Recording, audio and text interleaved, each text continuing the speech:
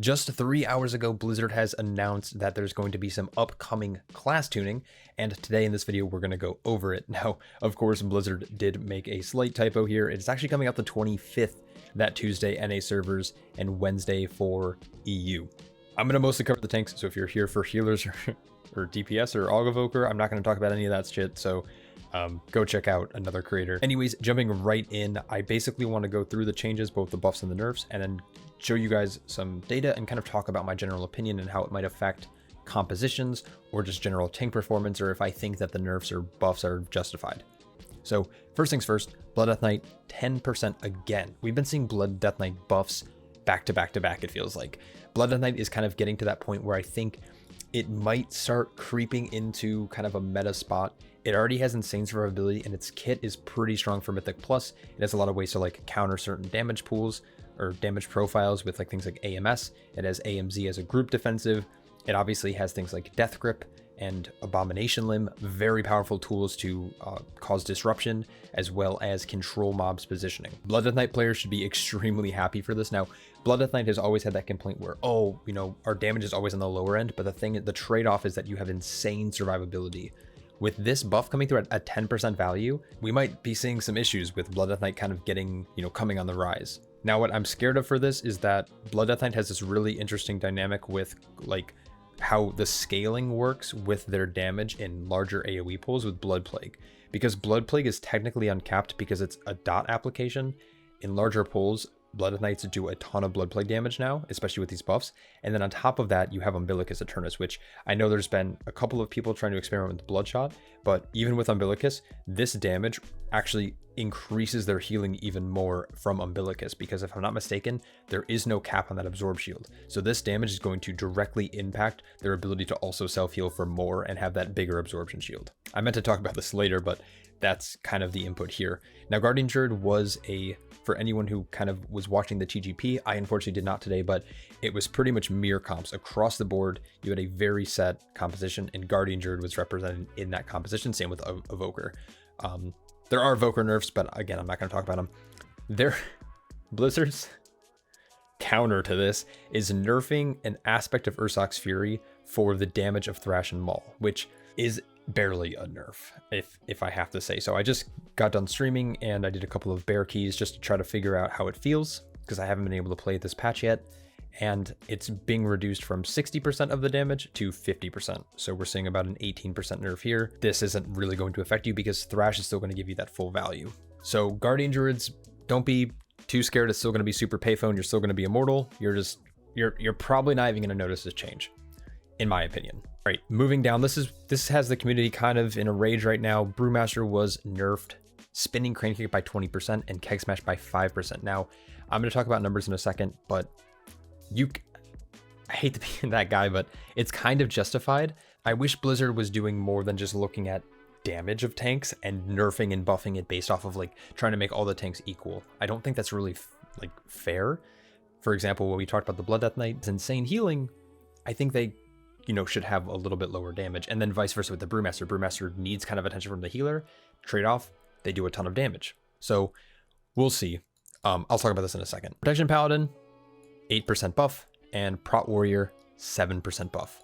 So those are the changes to the tanks. Now, again, there's some healing changes, some big priest changes, and of course, we are seeing some, you know, augmentation evoker rework to how they work in keys. Blizzard is finally adjusting that tuning knob to make sure that the evoker is doing, I guess, more self-damage, not self-damage, like damage from its own kit, and buffing players less.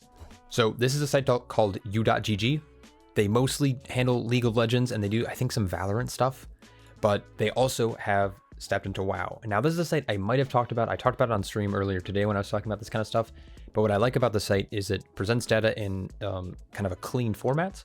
It pulls from Warcraft logs to make a tier list of average damage in keys, and you can kind of get pretty specific with what you're looking up. But let's come over here to tank damage. And now this is again for Mythic Plus, so we know what we're doing. Now you'll see the tier list of Bear being the highest performer in the tier list based on score. evaluating damage and healing scores, and you'll see Prot Warrior down at the bottom. Now that doesn't necessarily mean if a tank is good or bad. Like Prot Warrior still can really shine if played right. But here, down here in the rankings, you can actually kind of do a little bit better. Now it's obviously logging only a few runs of each player's, but if we sort here by tank DPS, you can see that Brewmaster is leading the pack by over 16k, well, 15k. So when you look back at the nerfs that they're kind of implementing, right? Spinning Crane Kick, which is also going to affect Charred Passions damage, as well as Keg Smash.